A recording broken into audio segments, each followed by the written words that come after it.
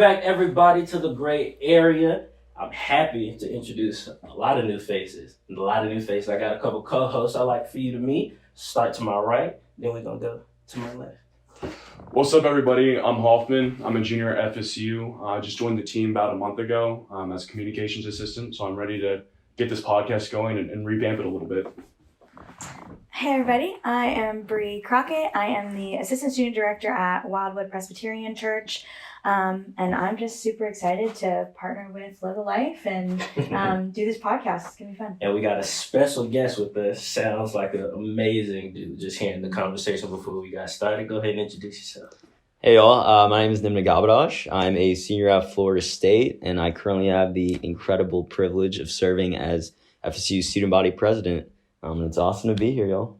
Man, so how you feeling today? What's going on with you? We're feeling good. Finals are over, Yeah. So that's already a reason to celebrate. It's been a very long semester, so excited to finally get some time to myself and take a breath. How many finals you had? I had 4. Back to back, which Yeah, is... I had 4 as well. 2 on Tuesday, 2 on Thursday. It's brutal. It's brutal. Yeah. You finish one and you don't have time to study for the next. So you're like, there's not enough hours in the day to even get it done. But we made it through, which that's a win. Before we get into your college, what you're doing in college, everything with Florida State, give us a rundown on your high school life. And you were born in Michigan but grew up in Tampa. So kind of give us a rundown on what your high school life was like. Yeah, so I went to Robinson High School in Tampa, Florida. So I went for the IB program. So it was an hour and 10 minutes away from me. So I would drive there every single morning at like 5 a.m, drive right back, rush hour traffic. It was the worst. But it was a good high school experience. IB was very rigorous, so it was a lot of work. I was not involved in high school. Surprisingly, in anything. I didn't do SGA. SGA was not my thing. I wrestled, which was the closest thing I got to being involved in anything in high school. Mm-hmm. But I was kind of just doing school and keeping it pretty casual in high school, and then kind of snowballed when it came to college. So how did you end up at Florida State as opposed to UF, any other state schools or any other out-of-state schools? Yeah, so it's one of my favorite stories. So when I was a sophomore in high school, my brother went to Florida State, so he graduated in 2019, which is the year I came. Mm-hmm. And so I came when I was a sophomore in high school. We came to see a football game with my brother. Done. It was open and shut. People always say Florida State has a crazy culture, and just the energy level during a game day is just so palpable that you can't forget about it. Mm-hmm.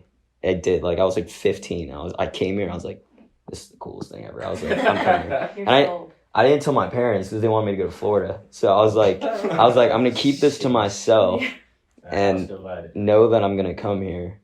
And I kind of just worked it out. Even now as a college student, this is my second year going to games. I still I get the energy of a little kid sitting in the stands. I'm like, wait, I'm in college. This is my team I'm watching. Oh yeah. But the energy when Osceola comes out, they plant the spear. It's just insane.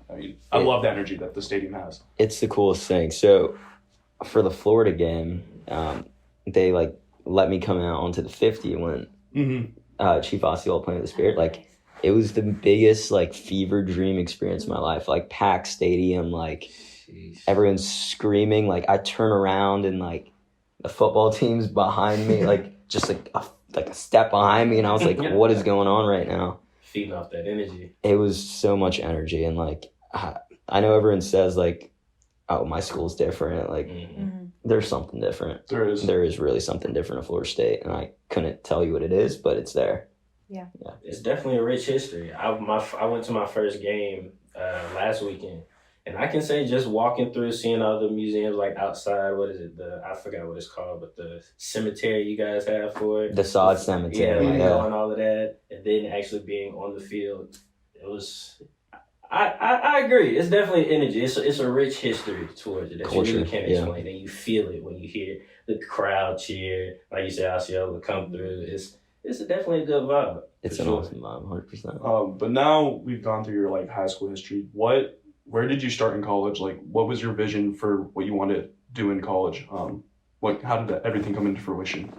So when I mentioned, when I was in high school, I didn't do anything. I just wasn't that guy who was super invested in anything outside of school and just getting in and out. And so I got to college, And because I liked and honestly loved this school already when I came, like before my first step, I was already so invested that I was like, there's no way I want to graduate in 4 years and have nothing to leave for myself. Like, I think impact is everything. And so I came to Florida State, and I pretty much from my first day was like, I'm going to seek out every single opportunity I can find. I'm going to, like, this place is a world of opportunity. It's just a bunch of open doors everywhere. So open as many as I could and just wanted to explore and see what, drove me, what got me up in the morning. And I mean, I fell in love with everything. And here we are now. And 4 years later, I mean, it worked out pretty well. Yeah. What was the first way you got involved on campus? You're in Theta Chi, obviously. Did that come first, or was it something else that kind of, like we were talking about earlier before the camera started rolling, snowballed? Like, what was the... So campus rec was my first love at Florida State. I started working 2 days at the Leash before my fall semester at Florida State even began as a freshman. So I applied during the summer, started working, and so I barely knew this campus at all. And here I am at 4:45 in the morning at the gym, all right, I guess I'm opening it up now. Yeah. And so I worked there for about 2 years, and I worked my way up. Started as a fitness consultant, went to fitness coach, became a personal trainer, and that's kind of where it started. And honestly, that kind of discipline and wanting to get invested is what branched out to everything else, honestly. So what brought out the student government side? So you in people's faces at the gym, I'm sure you see a lot of faces, interactive, you're an active person, but where did I want to be a representation of the school, where did that come in at? Well, a big part of it was the relationships. I got to build a lot of really cool relationships with so many different people from all different walks of life, which is the coolest thing about a university is you're interacting with people that you would have never met. For sure. And so that was only growing that kind of love I had for this school. And so I was like, how do I make the most tangible impact? And I think, a lot of people in state government can vouch for that and say that one of the best ways you can do that is get involved where you can directly help people who need help on this campus and provide resources for people who aren't aware of it or, lift people's voices up that typically don't have their voices heard. And that was the route I knew I could take. And I went full steam ahead. And so what was your first thing you got into? When you said you looked at the campus, you looked at people after working that rec job and going, I want to help, I want to make a difference on the campus that is tangible and that people can see. What was your first kind of drive? So I went through pledge, joined Theta Chi. So in the fall? In the fall. And then went into the IFC Judicial Board, which was the newest thing at the time. And they had just reintroduced it because they're trying to bring back kind of accountability to Greek life, and joined that. And then I was like, okay, well, making impact in these very niche spaces, how do I branch that out? Got involved with Student Foundation, where we did philanthropy work and creating, more spirit of philanthropy amongst our students, and then Student Senate right after that. And I mean, that's that snowball. You just keep moving. And at a place like Florida State, where there's literally no limit to anything you can do, it's very easily to just branch out and do it all. So for a lot of people, they're presented with a couple different opportunities throughout their life, even on a weekly, monthly basis. How do you make sure that you are prepared to move forward with these opportunities and make the most of them, as opposed to letting them pass you by, even though you were in the right place at the right time? But I think something I've always kind of try to think about is people always are worried about what could go wrong when they do something. And so I've tried to flip that on its head and be like, every single time there's an opportunity or you're at a crossroads or there's a decision to make, it's think about what could go right. There's tremendous upward potential for absolutely any decision you make in life, regardless of if there's a risk. And that risk kind of makes it that much more worth it. So when it comes to an opportunity that might have, I'm like, this could be such a blessing. This could be exactly what I need in life. And go full steam ahead and approach it. And that's what's worked for me, and hopefully what continues to work for me, honestly. Yeah. Do you have a time when you had a different mentality? Was there a situation where you look back now and you said, I should have said yes and taken that leap? Or was this always your mentality going through high school and college? So I couldn't pinpoint probably a specific instance where I was not, pursuing something I should be, but I can most definitely say before college, that was not my mentality.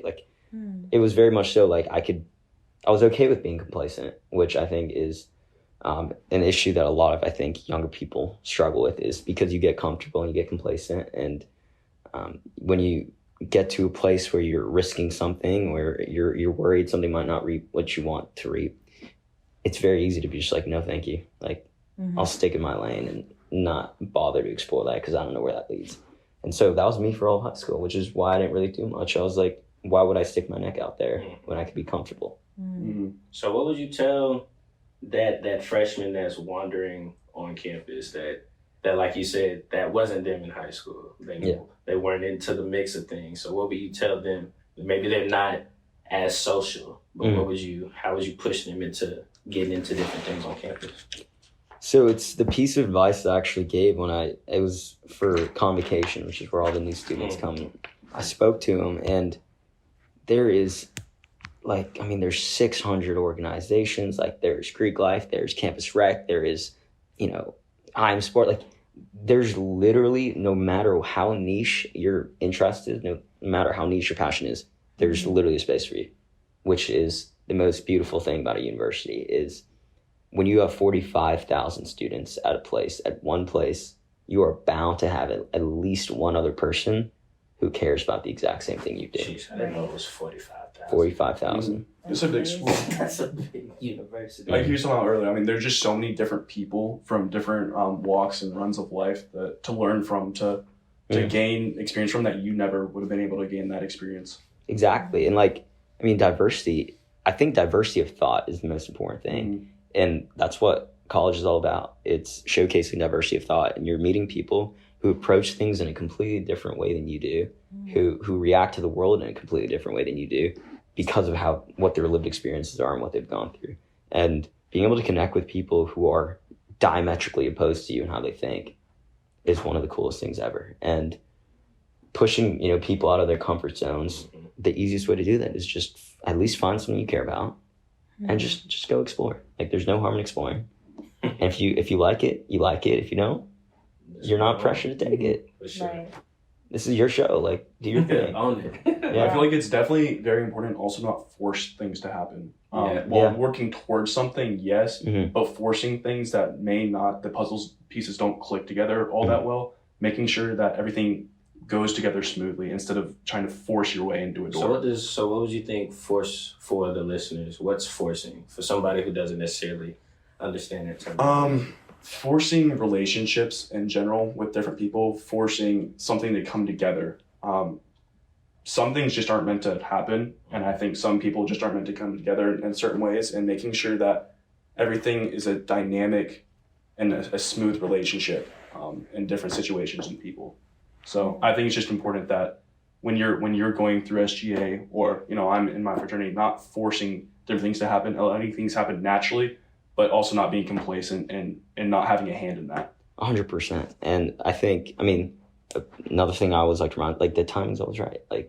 Don't force something that's not meant for you yet. Right. And the way I kind of approach that is something my dad kind of taught me is, if you're doing good work, it's going to come. Regardless of what you're doing, whatever space you're in, whatever, That's good. facet of life you're working in, if you're doing it well, don't think about the next step. Just do it as well as you can, and it'll come to you.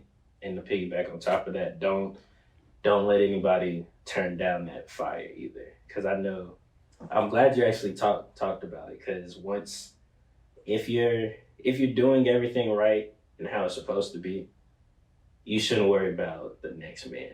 You shouldn't worry about the accolades that come. Because we get into that space where, okay, well, I'm doing this, but we got eyes. The man next to us might be moving a little quicker, a little faster than what we think. So we get into this space where, okay, well, what's going to work? Just calm down, keep doing what you're doing. Success is going to come, and once you take time to perfect the craft and fall in love with the process. For me, God is going to make a way regardless. So.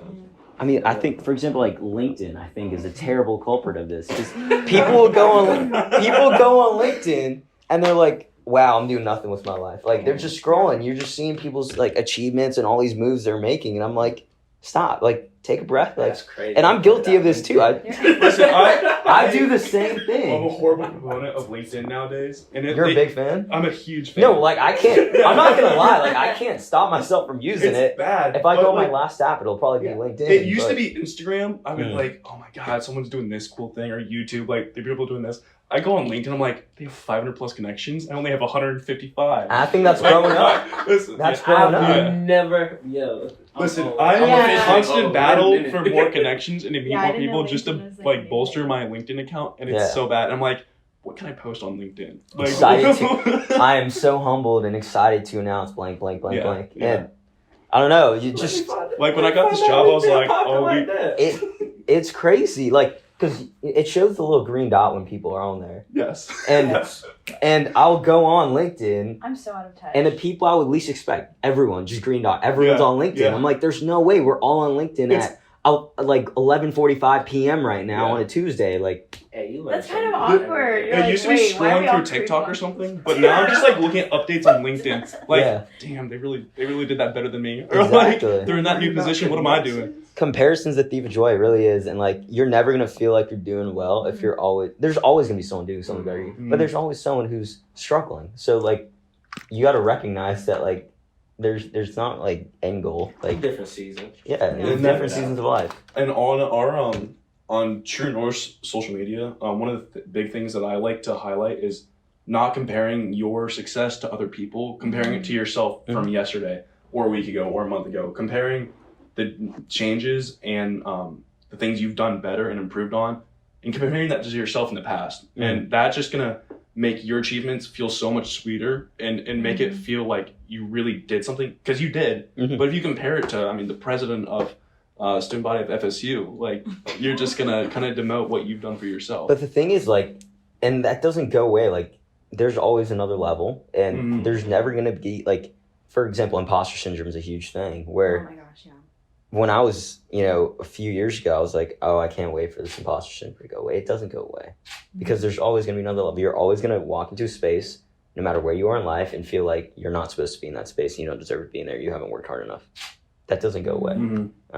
And I think learning to cope with that is a huge thing. And like, for example, on like LinkedIn, like I still go on LinkedIn and I'm like, I'm not doing it enough. Like I could be doing more, which is, it's not a healthy mentality, because then you're never going to be satisfied with where you're at in life. And you got to, look where your feet are planted and be grateful in that moment of what you've done and how much, you've improved from, like you said, your yesterday self, and approach it like that, because that's the only way you're ever going to feel like you're making progress in life. Man, LinkedIn. Yeah, LinkedIn. It's all LinkedIn's fault. It is LinkedIn's I don't fault. even have a LinkedIn. Like, Yo. that's embarrassing for me. See, that's wild. Like, Everything as soon as I got to is FSU, I was for like, I need me. LinkedIn now. Like It's the examples LinkedIn that they culture. gave, you hear that with Instagram and other social media. Right? The fact that Yeah. you popped up LinkedIn, yeah, I'm in awe.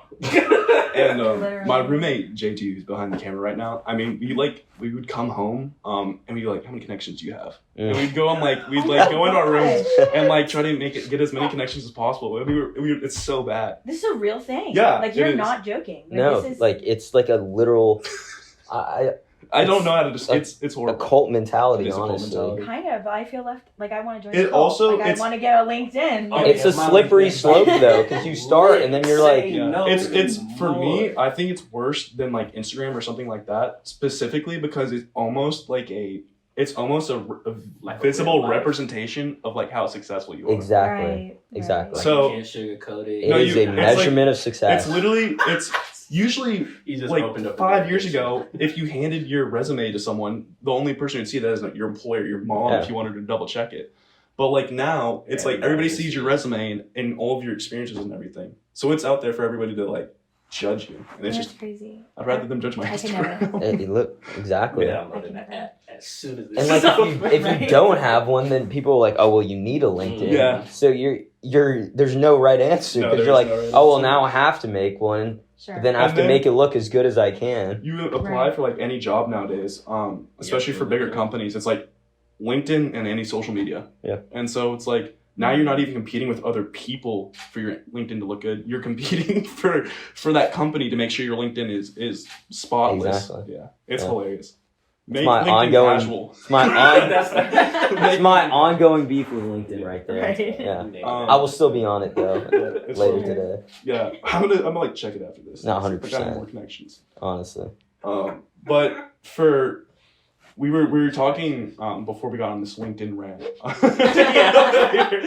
Slight tangent. We were The dark talking about chapters of LinkedIn. improving yourself day over day and Mhm. looking back on yourself. How specifically do you throughout your day, throughout your week, kind of plan everything out and make sure that you are doing the most you can, being active in your life to improve whatever you're doing, working on what you're doing to 110% capacity? So I think one of the coolest and most difficult parts of my role, at least specifically now, is none of my weeks are the exact same, right? So they're all completely different schedules. So it's not like I could even like tangibly go and be like, I'm gonna plan my week out. Like it's not possible. Right. And so I realized that was something I struggled with like the first few months of everything. And then I got Board of Governors and chairman of the Florida Students Association. I was like, okay, that throws a whole nother wrench. And how am I ever going to be able to be intentional with my time? And I realized like it's not going to be possible. What I can do is show up in whatever space I'm showing up in 110%. Like Right. showing up, I'm a firm believer, is the most difficult part of any like role where, you know, it requires consistency and that much discipline. You know, you can do the behind the scenes work, whatever, that's it's a lot, but being able to show up at the same exact level for an extended period of time is super difficult. But I realized if I do that day by day, take it day by day, and I'm not looking at by weeks or months, it makes it so much easier. So it allows you to hold yourself accountable a lot more to what you have to do. And I mean, the excitement of not having the same things every single week also contributes to, because I feel like I do something new every week. So. Yeah, so my week is structured out super systemically. Like I get up at like 6 in the morning every morning to go to the gym before I work out, or to work out before I go to work, and then I go to school after that. So that's like what keeps me sane. Do you have like any kind of habitual habits that keep you sane, especially since you're saying every week is different? You are doing with Governors Association, you're doing this with SGA, you're the president, student body president. So, I mean, you have so many different things that are pulling you in a bunch of different directions, and they're not like equal. So it's like kind of basically what you said, habitual. Like there's a few things that I just need in my day to just keep me grounded. Like some similarities every single day. So for example, like mine's the gym. Like I need to wake up early, go to the gym. The gym is like what I look forward to in the morning. Like I'm excited for it. I'm hyped. Like it gets me on the right foot. It's its own form of like stress relieving, obviously. Sure. And so that every single day. When I get like a spare minute in my room, like when I'm home, I'll play piano. That's like one of my favorite things to do. Really? I'll just play piano. Okay. Clears my head. And that's pretty much all I can get habitually. And And the rest is kind of up in the air. I mean, I guess class, but I wouldn't count that either. Do you have a bunch of online classes, or is it in person? They're all online. Yeah, mine are as well. I recognize that It's a game changer. I was in over my head. I was like, some of them I have to take online because classes were filled, but I was like, I don't know who I'm kidding, thinking I'm going to show up in person every single day to these classes. Yeah, like, I couldn't do it. I graduated right before COVID hit 2019. So Yeah. I'm glad I got out of there. Because me, I wouldn't have shown up. COVID ruined it because I did it in person freshman year. That spring semester is when we switched. So I saw what it was like before, and I was like, waking up having to get out of my bed to go to class. Yeah. I will gladly wake up at 6 or 6:30 for the gym. But if I had to wake up for 6 or 6:30 for a class, not happening. It's so crazy. It's so different. Yeah, like, it is. But it's funny in high school. I mean, my school started at 7:50, so it's and funny I like rode the bus. Like I You had to feel wake me? up early at 5 every morning. That's Yeah. wild. I tried it in college, couldn't do it. A 6 a.m. wake up in college and high school are two completely different things. 100%. I don't know when that switch happened. As soon as I got to college and Internal. someone was like, you gotta wake up Right. for 6 at class, I was like, it's not happening. You wake up at 6 a.m. in college and you feel like you're Superman. Like you're like, oh my god, like I'm about to rule the world. I can do anything. Right. Like, because like for example, in my house, like most of the guys wake up at like 10:30. I've been up and at 'em for like 3-4 hours, and I feel like I got the day going. I've done whatever, and I've been able to do literally. I always complain. I was like, oh, there's not enough time in the day. I was like, wait, why don't you just wake up early, go to bed early? The extra 3 hours, the 4 hours, it builds my efficiency, productivity. I'm sure for you so much more. The time from like 6:37 to 11, that extra time that a lot of people in college aren't getting, is when I get 95% of my stuff done. Even when I come into work at 10, I've already been at the gym. That first 2 hours, like 10 to 12, are my most productive. I'm getting so many things done, and then it just slows down from there, honestly. But that extra time that I give myself, and I'm sure for you as well, it makes all the difference. It really I forgot the percentage. The first 4 hours, your brain is the most active when you wake up. So even with me, 6 a.m., even this morning, pressed those shirts over there, literally got up, made shirts, came to work. You start early, it's just a little fuel kick. Believe it or not, you might think you get up early and I'm going to be tired. I don't know. After that first 5 minutes, I'm up. Like, once I'm up, I'm up. Well, I think like biologically too, it's good, especially if you're going to the gym or like I'll wake up and like play the piano and you're instantly getting a boost of serotonin. That's a good way to start it. What do you say, the first 4 hours? First 4 hours. Are like your most productive? Well, it's the first. Productive or creative? I think it's like the first 15 to 20 minutes when you wake up, your brain is the most creative. And so I used to like wake up and immediately go to my phone. Like, like you wake up, roll over, and you're like, I'm on Instagram, maybe you're on LinkedIn. I don't know, like whatever it is. And your mind's just kind of scrolling. And then I stopped doing that because I'm like side hustle, not side hustle, it's a hobby, whatever. Like as a songwriter, I was like, I'm not inspired. You know what I'm saying? And maybe you can do that with your productivity, but it's like, don't get on your phone the first thing in the morning. Like go and do the thing you want to do. Like maybe you need to brainstorm for a class, or you're thinking of like new designs for your clothing. Like don't immediately go to your phone, wake up and like do literally anything else, like go to that, whatever that kind of forum is for you. So you said you came into freshman year and you were looking to make a difference on campus. 4 years later, you're now a senior, about to graduate. What's waking you up in the morning and then getting you going? What is that thought in your head that makes you want to put 110% into everything you're doing? Or is it just the fact that you want to put 110%? It's funny because I really think it is just that I want to put 110% in. Like, it was the way I was raised. One, like my parents are two most hardworking people I've ever met in my life. Like, so, I was raised with like, you just do the work. Like, if you have obligations to someone or something, you see that through. Like, when I stepped into this role, I made an obligation. I made a commitment. You gotta do it. That alone gets me up every morning. Like, I have a job to do. 2, I love the work I get to do. Like, I think advocacy work is honestly just slept on. Like, it is one of the coolest, most rewarding experiences you can have as a human being, is doing work to uplift other humans who might not have that same platform or soapbox to stand on. That's the other thing that gets me out of the morning, or gets me up every single morning. It's just the coolest thing in the world. So you say you're putting 110% everything you do. But when you're meeting different people, because a lot of your job entails just meeting a whole bunch of different people, with the Governors Association, meeting everybody that way.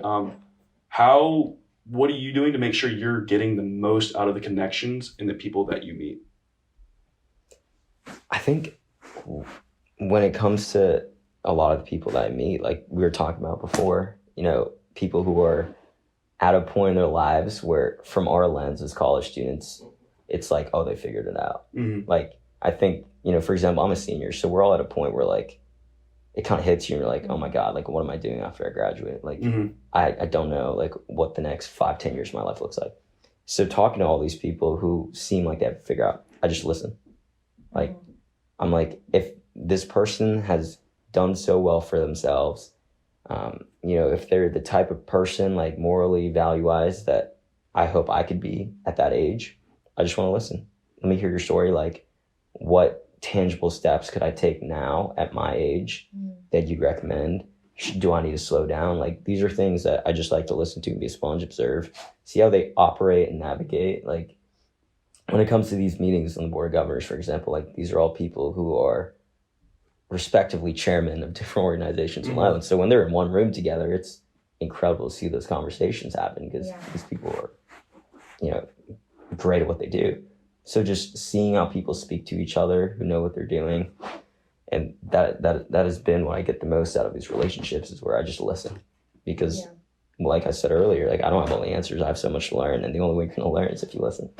Right. Then him go ahead. No, I was just gonna say, like, that's such a humble approach to have, you know what I'm saying? Like, because I think that, like, you could go into these spaces where you could assume, like, this is kind of intimidating, you know what I'm saying? Like, there's all of these people that are, like, the top of the top in their field, or chairman of, you know, like, boards and things like that, and you could go into that and almost this mentality of, like, I'll fake it till I make it, and, like, I know what I'm doing, and almost be kind of prideful about it, and the sense of, like, I know I've been in that place where I'm like, yeah, no, I know what I'm talking about. I know what I'm doing. And it's like, but if you have that more like humble approach, you are going to get so much more out of it. 100%. You know what I'm saying? Like if you're willing and open to be like, actually don't have the answers. Like I do need to learn.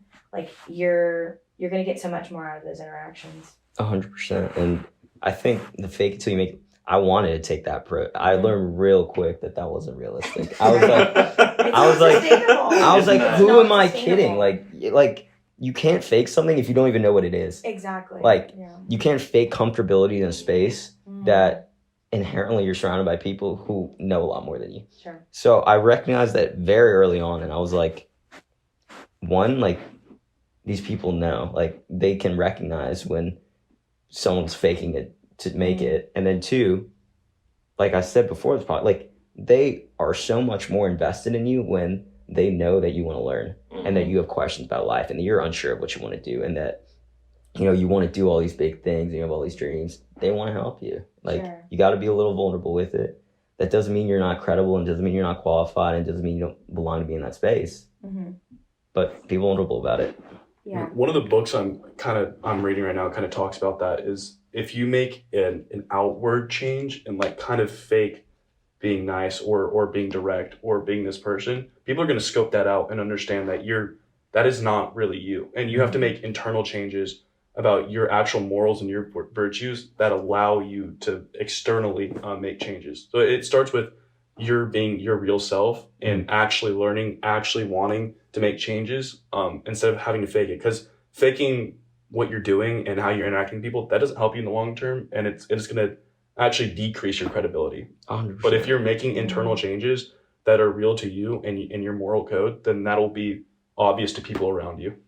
Because if you're faking it, like you're never going to develop like a meaningful, intentional relationship with anyone. Like you just can't do it. Like as soon as you're not being yourself, like every single relationship you make with an individual, any impression you make on someone is a facade, one, and then two, just it lacks any depth because it's not who you are. So it's an interesting thing, but it's an important life lesson that I think I'm very glad I got forced to confront at a younger age than a lot of people. And when you said a life lesson that you learned, do you have like a specific instance where you kind of saw that the faking it till you make it mentality didn't work? Oh, I think it was like the first 20 seconds I walked into like my first any of these meetings. I was like, no, it was pretty soon after. I was like, no, like that's not the approach I can take this year. Like, I think after I got elected, I was like, obviously I know you get thrust into this world where it's a lot all at once and it's very overwhelming. And so you want to think that you can fake till you make it because you don't want people to see you sweat. And so I was like operating under that assumption. And as soon as it started, I was like, no, like I'm going to put my ego aside, put my pride and dignity aside for a little bit and learn and treat this like a learning lesson, treat this like a course that I'm taking for the next year where I get to learn the most incredible, important things about life for a whole year. I'm treating it like a class in a sense. Just put the work. Probably one of the most valuable classes anyone you get to take. Especially being thrust into that. So. Probably the most valuable class that we'll ever take. Yeah. So I gotta ask, I mean, I hear, of course, you're thrown into the mix on a lot of things. So how do you stay grounded? How do you make sure that you don't get swayed and shifted with meeting all these people, different connections? Because, you know, we tend to reflect people we start to be around a lot. So with you being in different meetings, meeting people, and then being open to learn and not being closed off, how do you make sure you are still you at the end of the day?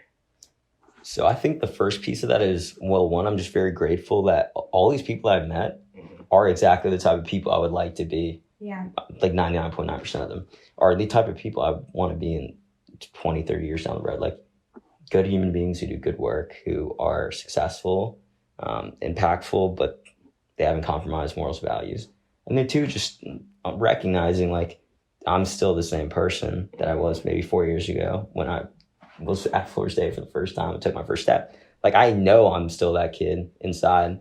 And so making sure I'm always cognizant of that and everything that I'm doing, looking where my feet are planted, where I am, and just honestly just taking a breath every once in a while and recognizing, like, you know who you are. Important.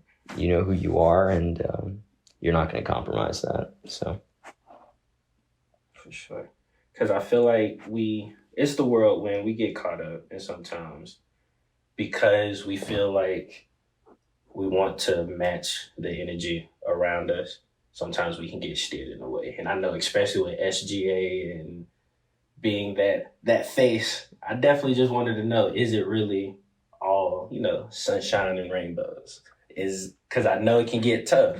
Being a people's person, you're the strong friend, quote unquote. So how do you deal with, just life? Just certain situations that hit you in the times where you're moving. Yeah, no, that's a big one because it's 100% not sunshine ever.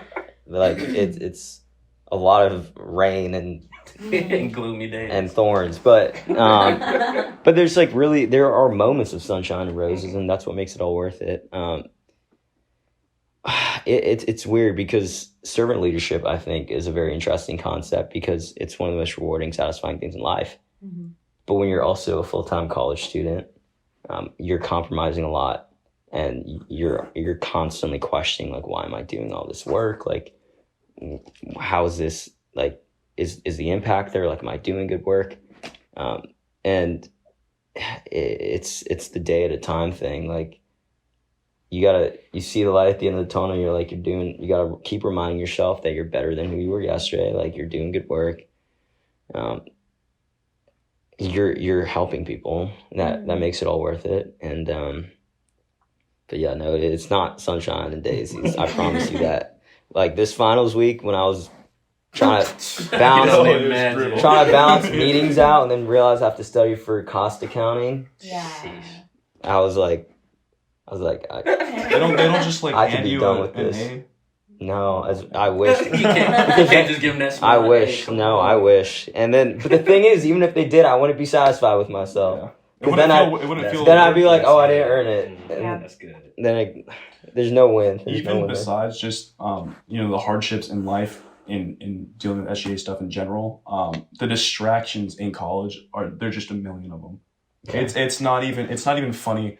You look out your window on a Thursday or Friday when you're studying or trying to, and it's like people are going out with their friends, everybody's laughing and stuff, and it's so hard to focus on your end goal, especially when the end goal it's not there yet, it's not visible. Right. It's a couple months or weeks off from your work, and a good grade in a class or for you getting something passed. It's so hard to focus on the task when the results of it really aren't even visible yet. Yeah. Especially at FSU, game days and everything. I mean, there's so many sacrifices you have to make if you want to be successful and really on your stuff. Yeah. Because there's so many people out there that are having fun 5-6 days out of the week. But so I live in my fraternity house, which is like that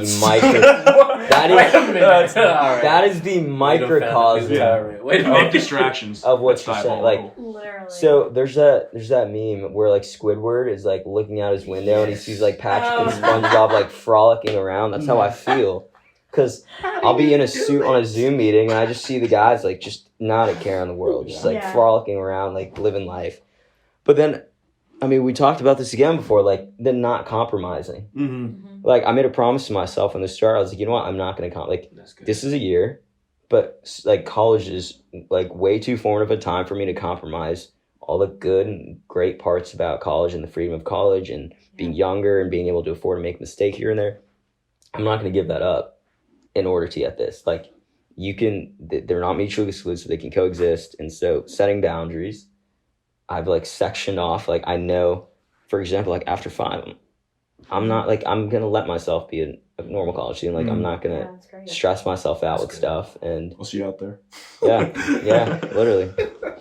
That's when I'll walk out and I'll join the guys and try to have a good time. But it's definitely difficult. And I think especially in a place like Florida State where distractions are so plentiful, like it's like the biggest, like in the middle of them. It's the biggest test of your life. Like you have 4 years and they're like, let's throw every single thing, every single distraction we can at you. Can you stick to your guns and see it through and not be distracted? And I think I've been able to navigate that to the best of my ability. There's been hiccups here and there, but it's worked so far by just setting boundaries. Yeah, boundaries are huge because you could get so lost either way, either side of the spectrum. You could go down pots every night. For your high schoolers, that's a club. But like you could go down the route of getting caught in that, or you could go down the route of I'm strictly going to work on SGA, of your fraternity, of everything else that I'm doing, and then you get lost. You graduate, and then you're like, what was it all for? Like, and what you were saying earlier is like making mistakes is so important, and you can't, if you're focusing on specifically one part of your life, you can't like make mistakes and figure out who you are when there's other stuff going on. And so it's important to put yourself in a safe position to make mistakes and recover from that, and then go about your life. But you can't do that if you're focusing 110% on one thing and not making obligations to different sections of your life. Also, that'll make yourself miserable. 100%. Because it's important. I mean, even the president of any institution, any country, like you need to let yourself decompress and have some fun and relax. And that makes the working worth it. Yeah.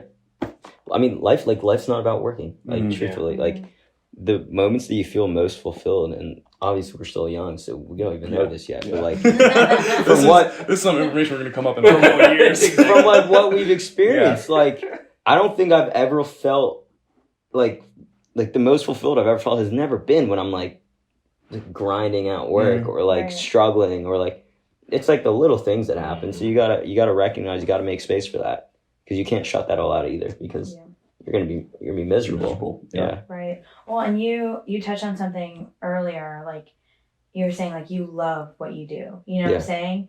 And like my dad always told me and my siblings, like as you grow up and you get a job or whatever, like if you find something that you genuinely love to do, it will never feel like work. And that, like, I feel that in my job working with student ministry, like I go home and I'm like, I literally cannot believe I get to do this. Like I get to hang out with kids like all day. Like that's awesome. I get to plan events. I get to do graphic design, like all the little things that I love to do. It's like that it doesn't feel like work, you know what I'm saying? And I've definitely been in places where you're like, gosh, I just go and you put like grind. And you're like, that's what's tiring, you know? And then even because you have people out there that'll say it's still work regardless. Yes, there's times where it gets frustrating, of course, but it wouldn't be life if something didn't get difficult at some point. So even when with me staying later for work, editing, whether it's audio for a podcast, graphics, I'm close to a perfectionist, but I gotta get it right. So that gives me my thrill. So it's okay. I'll sacrifice, and I might stay longer. I might be a little frustrated. I might say a few words in my head. I'm not supposed to say, but that end product that's where that fulfillment is. So when you find something that you want to do, whether it's annoying, it gets frustrating, that end goal is really what's gonna push you to keep going at the end of the day, for sure. 100%. Man, I want to keep going, but I don't. I really do. So, I mean, we've what's like next for you, honestly? Oh Lord, that's you were talking. You tell me, man. You were talking about DC, but yeah, possibly not. Is there like a thought process of what you're going to choose to do? And so, very broadly. So, well, one, I want to go to law school. So I'm limiting myself to, I didn't want to go straight to law school because I wanted to explore what the world has to offer in terms of like, you're graduating after 4 years of school, like give yourself some breathing room, give yourself some space to go out and make some adult money, which is nice. So I'm going to work for about 2 years in governmental affairs, public policy, and then hopefully law school after 2 years. And so through all of this, obviously you putting in the work, you talking about you always putting 110%, that's your doing. But was there someone guiding you along the way, or, you know, a figure in your life that you really looked up to that you said, I want to kind of follow in their path? Maybe not what they're doing career wise, but how they are as a person wise. Definitely both my parents in two very different ways. So my dad, for the sake of the hard work and just making self-sacrifice is a part of life. Like, you're going to have to do it. Like, and that's something that was pretty embedded in me from like when I was extremely young. Like that was something at like age 6, I was like very aware that like life gets hard and you just got to tough through it, and people struggle, and that's just the nature of life. And so that was something he had always taught me, which has lent itself well. And then my mom, on the complete flip side of that, just being like intentional and like enjoying what you do and like loving life and feeling fulfilled with what you're doing. That's what I got from her. And those two combined has pretty much, they did such a good job of doing that. So when I left home, obviously at 18 for college, like it stuck with me. And like now that's been kind of sewn into me as well, where I can just run off of the combination of the two. Yeah.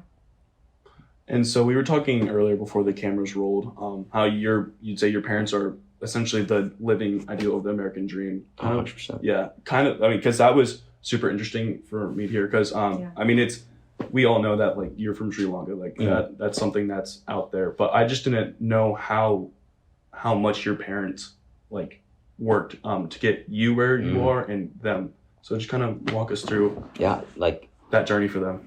My parents are literally like blossoming from struggle, like embodied.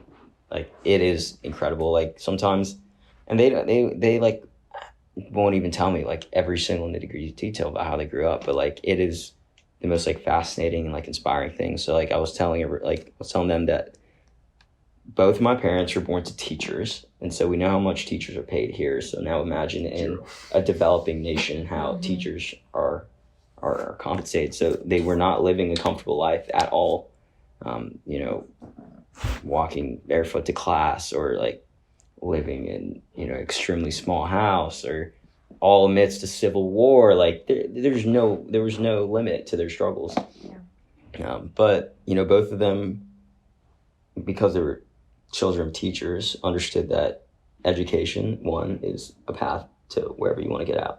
And so that's something they kind of took to heart, and you know, became great at school, and they were helping support their siblings all the while, and got their engineering degrees, came to America off a green card. My dad got a job, came to Michigan in the dead of the winter, middle of a snowstorm, never seen snow before, one suitcase, like straight out of a movie. And you know, that's the same reason why education is very important to me now. And like I like doing a lot of work now in higher ed, because whatever hand you're dealt in life, like, you can make the most out of it with an education. You just got to work. And that story of my parents, I mean, that is the American dream. People always say the American dream's dead. Like me being here is me being in this room is living proof of that. Like I'm the first person in my entire extended family, generations to be born in this country.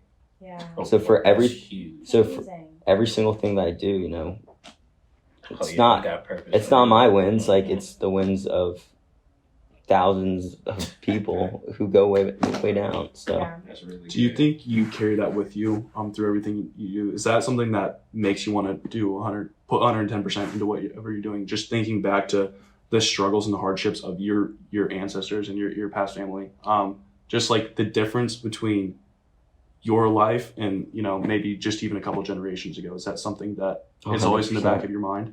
100%. Well, because something that frequently I think about is like, my dad would have killed to be able to do the things I do now. Like, I'm sure my dad wished he could have done this when he's my age. Like, there's like, these are all things that like I recognize. Like, my parents never got to do the cool, fun things that I get to do. That was just the nature of their life, and they had to accept that and be like, we can't do it, but maybe our kids will, and we can put themselves in a place where they are most equipped to be able to do the things we couldn't. And so that's something I carry around with myself all the time. And it's a burden too. I mean, it's a lot to carry on your shoulders, but it drives me and that fulfills me inevitably. Like it's a big reason why I do all the things that I do, because you're doing it for something that's a lot bigger than just yourself. Right. Did your parents sending you off to FSU have a view or a plan for what you wanted to do? Or did they just kind of like know that you were going to succeed in whatever you chose to go into? My parents were always super supportive about what I want to do. Like, I remember I told them, like, this wasn't even that long ago. I was like probably in high school, and I was like, I think I want to be a chef. Like, I keep in mind, like, I'm not that good at cook, like, quite honestly. But they were like, yeah, like, just Go crazy. do it. Like, get a degree, but like, do it. Sure. Or I was like, I don't know. There's What happened to the chef? What? Well, now it's just a side hustle at this point. I'm trying, but once again, I live in a fraternity house, so my kitchen's it's Blown up at all Minimal. times. is not most equipped. Yeah. But they've always been super duper supportive of pretty much everything that I've ever done. And like they kind of operate. I think they were honestly just confident in their parenting skills, recognizing that Right. he's They gonna did good. be fine with whatever he does. He's just gonna work hard at it, and it could be anything. Mhm. And so they were very supportive when they sent me off here. They were like, "Go do big things," and I think they're pretty content. What were you, yeah. I was about to say, he's That's doing awesome. it. What were your parents' responses to you being student body president? Was there a phone call, Yeah, it was fun. FaceTime? It was the first phone call because it got announced in HCB, which is that huge classroom, and it's like hundreds and hundreds of people there. So it was overwhelming. So the first thing I did was, as soon as it was over, people like cheered when I got in my car, called my parents. Oh. And it's funny because like they kind of have they have a good grasp of what I do, but I don't think they have the full grasp. Like, for example, on the Board of Governors, like I represent every single college student in the entire state of Florida. Like 400,000 students. So Oh wow.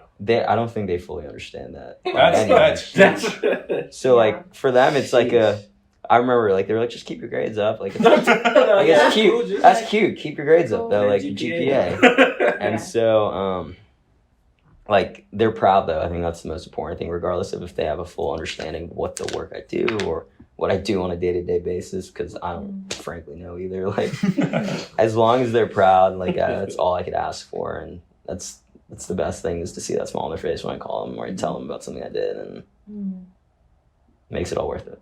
I love it.